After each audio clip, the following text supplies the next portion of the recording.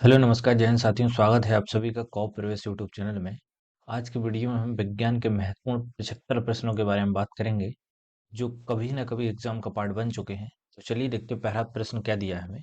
पहला प्रश्न दिया है कि विज्ञान की वह शाखा जिसके अंतर्गत समस्त सजीवों अर्थात जीवधारियों का अध्ययन किया जाता है क्या कहलाती है?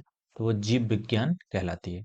प्रश्न दूसरा है हमारा, जीव विज्ञान शब्द का प्रयोग सर्वप्रथम किया तो लेमार्क एवं ट्रिवेनियस ने, ट्रिवेनियस नहीं ट्रिवेनियस होगा, है ना? तो 1801 में इनने किया। प्रश्न तीसरा है हमारा कि जीव एवं जंतु विज्ञान का जनक है, तो जीव विज्ञान और जंतु विज्ञान इन दोनों के जनक कौन है? तो ये हैं अरस्तु। जीव विज्ञान और जंतु विज्ञान के जनक अरस्तु जी हैं। प्रश्न चौथा है हमारा, जीव विकास को सर्वप्रथम समझाया। जीव विकास को सर्वप्रथम जो है लेमार्क ने समझाया। प्रश्न पांचवा है कि चिकित्सा शास्त्र का जनक किसे कहते हैं? तो हिप्पोक्रेटस। हिप्पोक्रेटस को जो है चिकित्सा शास्त्र का जनक कहते हैं। प्रश्न 6 है हमारा कि भारत में चिकित्सा का जनक, तो भारत में चिकित्सा का जनक किसे कहते हैं? तो चरक को कहते हैं, चरक। प्रश्न 7 है हमारा कि वनस्पति विज्ञान का जनक किसे कहते हैं? तो ये थियोफ्रेस्टस। वनस्पति विज्ञान का जनक किसे कहते हैं? थियोफ्रेस्टस को कहते हैं। प्रश्न 8 है, भारत में शल्य चिकित्सा के जनक कौन है? तो भारत में शल्य चिकित्सा के जनक है सुश्रुत। सुश्रुत जो है वो शल्य चिकित्सा के जनक है।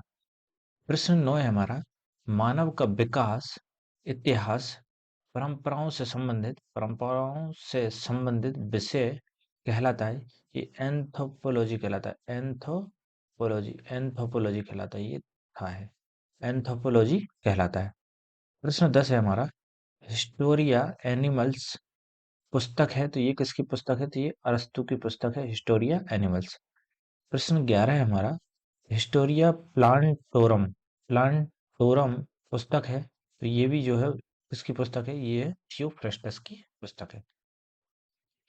प्रश्न 12 है हमारा कि जीवों के आधुनिक वर्गीकरण या वर्गीकी का पिता कहा जाता है, तो कैरोलस लीनियस को। कैरोलस लीनियस को जो है वो जीवों के आधुनिक वर्गीकरण या वर्गीकी का पिता कहा जाता है। प्रश्न 13 है हमारा कि जीवों के नामकरण की द्विनाम पद्धति को प्रचलित किया, तो ये भी हो जाएंगे कैरोलस लीनियस ने जो है जीवों की द्विनाम पद्धति को प्रचलित किया। कितने कौन से सन में? सन 1753 में। प्रश्न 14 है हमारा, पांच जगत वर्गीकरण पद्धति को प्रस्तुत किया। पांच जगत वर्गीकरण प्रस्तुति को कौन ने? रॉबर्ट एच विटकर ने। रॉबर्ट एच विटकर ने जो है इसको प्रतिपादित किया।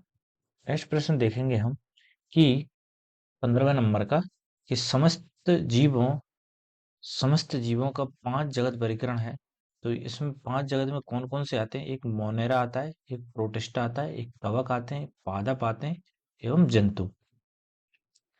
पांच जगत वर्गीकरण किया किसने? बिटकर साहब ने। और इन्हें पांच कौन कौन से जगत बताए हैं वर्गीकरण में? तो ये बताए हैं मोनेरा, प्रोटिस्टा, कवक, पादप एवं जंतु। ठीक है। प्रश्न 16 है हमारा, सभी प्रोकैरियोटिक जीव सम्मिलित किए जाते हैं, तो ये प्रोकैरियोटिक जीवों को मोनेरा जगत में सम्मिलित किया जाता है। नेक्स्ट प्रश्न देखते हैं हम कि प्रश्न 17 है, मोनेरा जगत के सदस्य हैं, तो इसमें कौन कौन से आते हैं? जीवाणु, नीलहरित शैवाल या साइनोबैक्टीरिया, ये सब जो है वो मोनेरा जगत के अंतर्गत आते हैं। प्रश्न 18 है, प्रोकैरियोटिक जीवों में नहीं होता है, तो प्रोकैरियोटिक जीव जो होते हैं उनमें केंद्रक नहीं पाया जाता है। प्रोकैरियोटिक जीवों में केंद्रक नहीं पाया जाता है। प्रश्न 19 है हमारा, एक कोशिकीय यूकेरियोटिक जीव सम्मिलित किए जाते हैं, तो प्रोटिस्टा जगत में जो है वो एक कोशिकीय यूकेरियोटिक जीव जो है वो इसमें सम्मिलित किए जाते हैं। प्रश्न 20 है हमारा कि प्रोटिस्टा जगत के सदस्य हैं, तो यह है शैवाल, कवक और प्रोटोजोआ। शैवाल, कवक और प्रोटोजोआ है जो है वो प्रोटिस्टा जगत के सदस्य हैं। प्रश्न 21 है हमारा, यूकेरियोटिक में उपस्थित होता है, इसमें जो है केंद्रक उपस्थित होता है। कोशिकाएं जो है उसमें प्रोकैरियोटिक में केंद्रक नहीं होता है, यूकेरियोटिक में उपस्थित होता है। नेक्स्ट प्रश्न देखते हैं हम कि जीवाणु की खोज की ल्यूवेनहॉक ने। जीवाणु की खोज किसने की? ल्यूवेनहॉक ने। प्रश्न 23 है, जीवाणु विज्ञान के पिता, ये भी ल्यूवेनहॉक हैं। ठीक है, जीवाणु की खोज किसने की? तो ल्यूवेन हॉक ने की। जीवाणु विज्ञान के पिता कौन है? तो ल्यूवेन हॉक ही है। प्रश्न 24 है हमारा कि जीवाणु नाम किसने दिया? तो ये एहरनबर्ग ने जीवाणु नाम दिया। नेक्स्ट प्रश्न है 25 नंबर। कोशिकीय संरचना वाला छोटा जीव जीवाणु होता है। कोशिकीय संरचना वाला छोटा जीव जो है वो जीवाणु होता है। प्रश्न 26 है हमारा, जीवाणुओं की कोशिका भित्ति बनी होती है तो म्यूकोपेप्टाइड की। जीवाणुओं की कोशिका भित्ति म्यूकोपेप्टाइड की बनी होती है। नेक्स्ट देखते हैं हम। प्रश्न 26 है कि दलहनी पौधों की जड़ों में पाए जाने वाला जीवाणु होता है। दलहनी दलहनी पौधों यानी जैसे चना, मटर, इनकी जड़ों में पाए जाने वाला जीवाणु होता है वो राइबोजोबियम होता है। राइबोजोबियम इनकी जड़ों में पाया जाता है। प्रश्न 28 हो जाएगा हमारा, वायुमंडलीय नाइट्रोजन को नाइट्रेट में परिवर्तित करता है। वायुमंडलीय नाइट्रोजन को नाइट्रेट में परिवर्तित करता है तो वे राइजोबियम जीवाणु करता है। प्रश्न 28 हमारा, दूध में पाए जाने वाला जीवाणु होता है तो ये लैक्टोबैसिलस। जहां भी लैक्ट लग जाए, लैक्ट, तो ये जो है वो दूध के लिए रूट वर्ड होता है। लैक्टोबैसिलस दूध में पाया जाने वाला जीवाणु।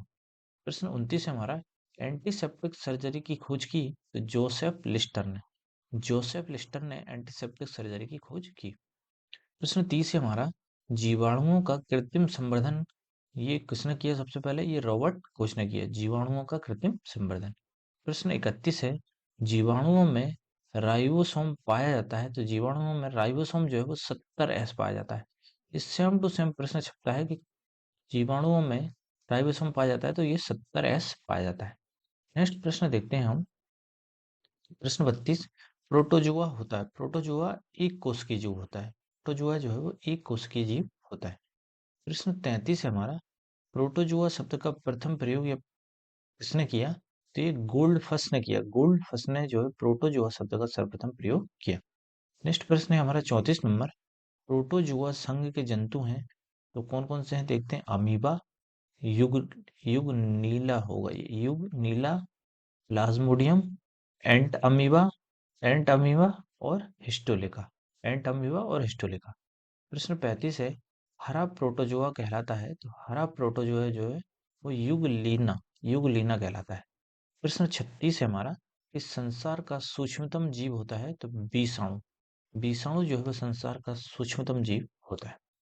नेक्स्ट प्रश्न है 37 नंबर कि विषाणु के अध्ययन कहलाता है तो ये वायरोलॉजी। वायरोलॉजी जो है वो विषाणु का अध्ययन कहलाता है। प्रश्न 38 है, विषाणु की खोज की किसने की? इवानो बस्की ने। विषाणु की खोज किसने की? इवानो बस्की ने की। प्रश्न 39 हो जाएगा कि साधारणतः सभी विषाणु बने होते हैं तो ये प्रोटीन तथा न्यूक्लिक अम्ल यानी आरएनए के बने होते हैं। विषाणु किस चीज के बने होते हैं? तो प्रोटीन तथा न्यूक्लिक अम्ल के बने होते हैं।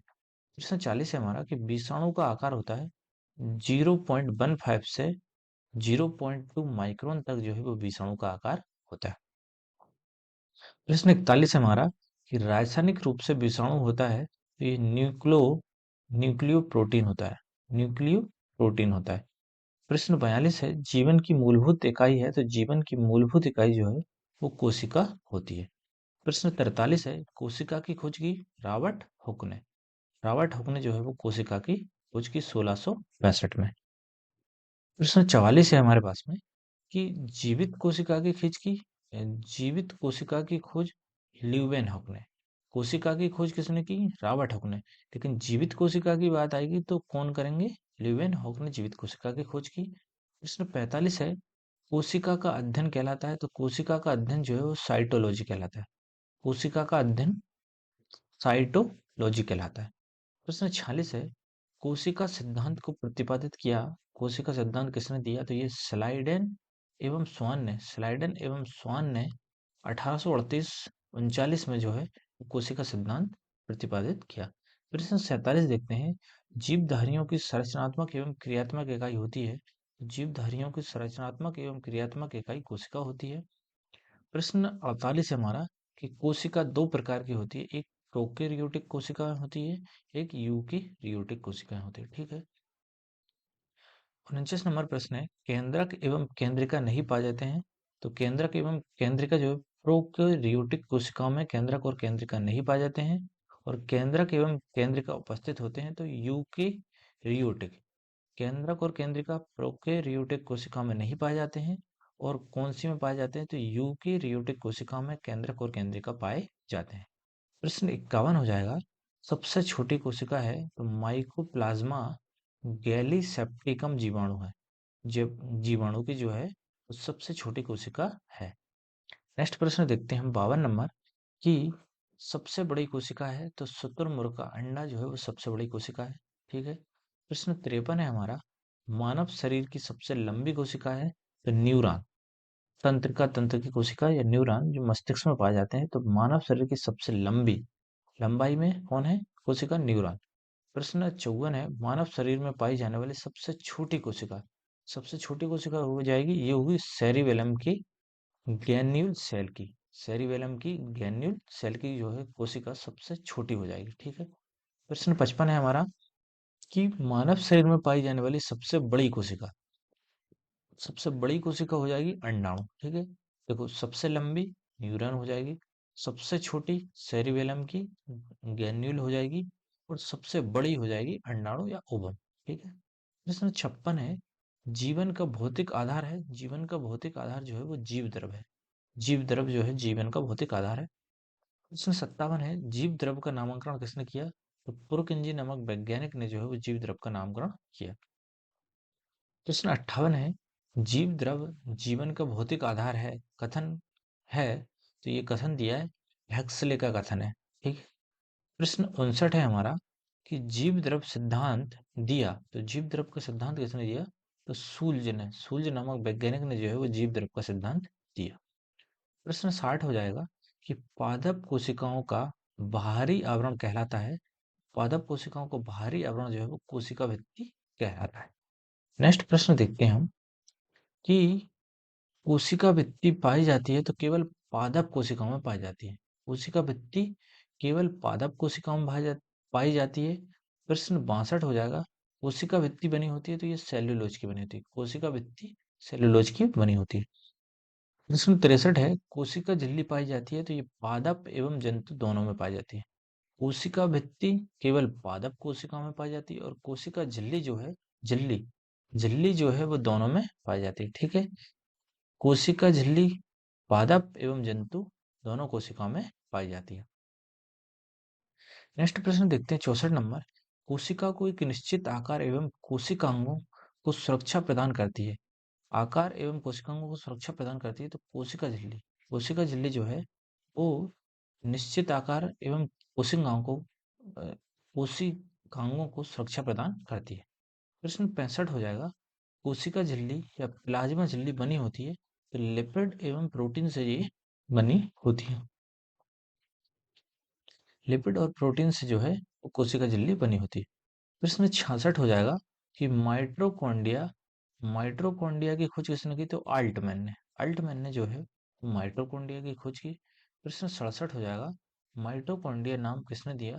तो ये बेंडा नामक वैज्ञानिक थे जिनने जो है वो माइटोकॉन्ड्रिया नाम दिया। नेक्स्ट प्रश्न देखते हैं हम कि माइटोकॉन्ड्रिया में पाए जाने वाला द्रव कहलाता है, तो ये मैट्रिक्स कहलाता है। मैट्रिक्स, माइटोकॉन्ड्रिया और मैट्रिक्स, इसमें पाए जाने वाला द्रव मैट्रिक्स कहलाता है। प्रश्न 59 हो जाएगा, कोशिका का पावर हाउस या ऊर्जा गृह कहा जाता है, तो ये माइटोकॉन्ड्रिया को कोशिका का पावर हाउस या ऊर्जा गृह कहा जाता है। नेक्स्ट प्रश्न देखते हैं हम 70 नंबर कि कोशिका का श्वसन केंद्र है, तो ये क्या हो जाएगा?